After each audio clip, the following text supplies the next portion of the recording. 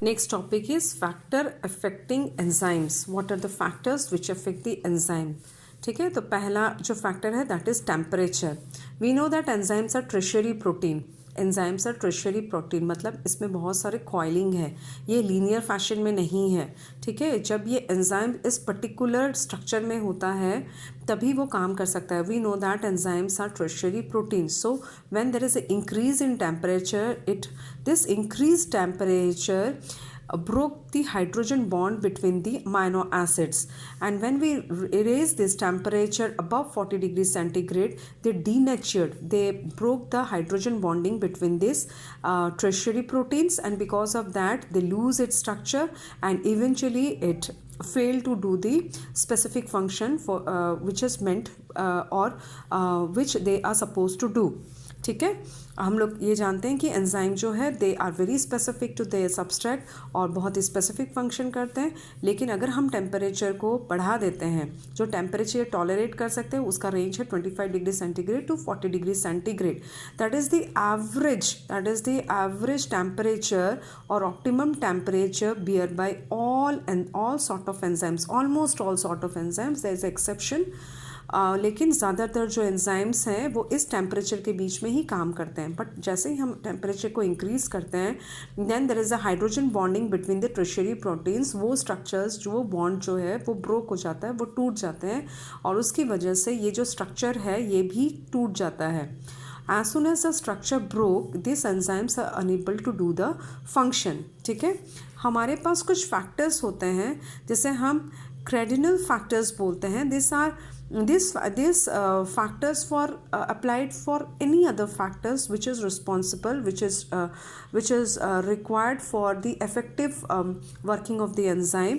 हम उसमें तीन भाग कर सकते हैं, तीन डिवीजन है, जैसे मिनिमम, ऑप्टिमम और मैक्सिमम, है ना. जैसे ही मिनिमम टेम्परेचर होता है तो एंजाइम जो है अपनी एक्टिविटी को स्टॉप कर देता है. जैसे फ्रीजिंग पॉइंट है, वहाँ पर एंजाइम जो वो डिस्ट्रॉय नहीं होते हैं but they become inactivated. In case of optimum temperature where they shows their maximum ability, they shows maximum activity. ये ऑप्टिमम टेम्परेचर बहुत इंपॉर्टेंट है बिकॉज यहाँ पर वो अपने सबसे हाईएस्ट स्पीड पर होते हैं और हाईएस्ट एक्टिविटी शो करते हैं. वेरएज जब हम मैक्सिमम कर देते हैं किसी भी चीज़ को, किसी भी फैक्टर को, चाहे वो टेम्परेचर हो, चाहे वो पीएच हो, सम अदर फैक्टर, तब वो क्या करते हैं, दे बिकम डीनेचर्ड क्योंकि उनका स्ट्रक्चर टूट जाता है, उनके बीच की बॉन्डिंग टूट जाती है and because of that they stopped working.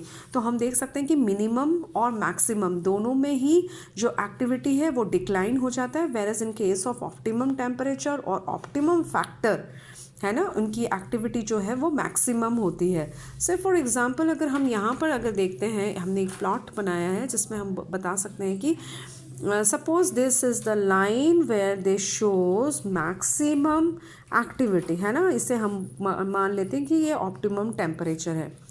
Now the question arise कि हमारा जो बॉडी टेम्परेचर है वो इस टेम्परेचर से थोड़ा सा नीचे है. जो ऑप्टिमम टेम्परेचर हम देख रहे हैं जैसे 40 डिग्री सेंटीग्रेड से 42 डिग्री सेंटीग्रेड तक भी हम लेते हैं तो वो मैक्सिमम एंजाइम जो है वो मैक्सिमम एक्टिविटी शो करते हैं. तो ये इसका ऑप्टिमम टेम्परेचर है. ठीक है, तो क्या नॉर्मल बॉडी टेम्परेचर में हमारे एंजाइम्स जो है वो क्या ठीक से काम नहीं करते हैं? There is a question. लेकिन अगर हम देखते हैं तो हमारा जो नॉर्मल बॉडी टेम्परेचर है that is fair enough for the enzymes to do or perform their function in a very effective manner. ठीक है, हम इसे बोलते हैं suboptimal level. Suboptimal level ही है लेकिन फिर भी हमारे जो एंजाइम्स हैं this temperature is sufficient for them to show the effective functioning. ठीक है, हमने देखा है कि जब हमारा जो कभी कभी जैसे कि हम बीमार पड़ जाते हैं तो हमारा जो सपोज़ हमको कफ एंड कोल्ड हो गया है तभी हमें लगता है जैसे कि हमारा टेम्परेचर थोड़ा बढ़ गया, थोड़ा सा फीवरिश हमें लगता है.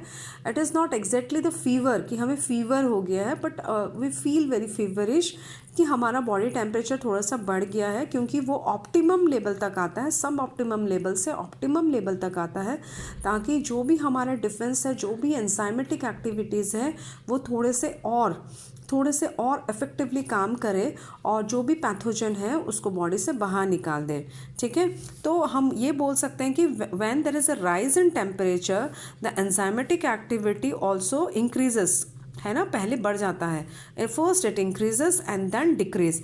लेकिन एक पर्टिकुलर टेम्परेचर के बाद अगर हम देखते हैं इस ऑप्टिमम टेम्परेचर के बाद अगर टेम्परेचर इंक्रीज होता है तो एक्टिविटी डिक्लाइन हो जाएगा, because it denatured the structure of the enzyme, क्योंकि वो क्या करेगा, हाई टेम्परेचर में एंजाइम जो है अपने हाइड्रोजन बॉन्ड को तोड़ देगा और जैसे ही उसके बॉन्ड टूट जाएंगे उसकी एक्टिविटी जो है वो डिक्लाइन हो जाएगी, ठीक है। तो हमारा बॉडी टेम्परेचर जो वो सब ऑप्टिमल लेवल पर है, but still our enzymes get the enough temperature to show their maximum activity.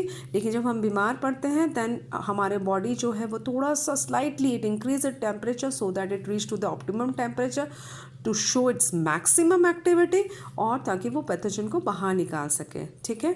तो हमारा जो टेम्परेचर है उसे एक स्पेसिफिक पॉइंट पर रखा जाता है ताकि वो मैक्सिमम एक्टिविटी शो करे।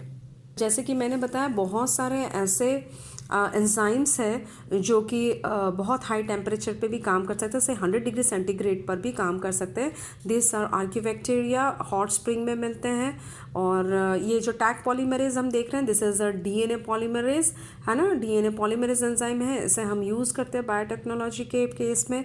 और that is extracted from the thermos aquaticus, it is a bacteria thermos aquaticus, हम उससे इस एंजाइम को एक्सट्रैक्ट करते हैं और बहुत सारे काम हम कर सकते हैं उससे, ठीक है। तो ऐसे बहुत सारे एक्सेप्शन है जहाँ पर हमें जो है एंजाइम वो इस ऑप्टिमम टेम्परेचर से ज़्यादा में देखने को मिलता है and still they are working, ठीक है। Same way in the glaciers also there is numbers of bacteria, वो इनएक्टिवेटेड नहीं होते हैं, this enzyme also perform their activity.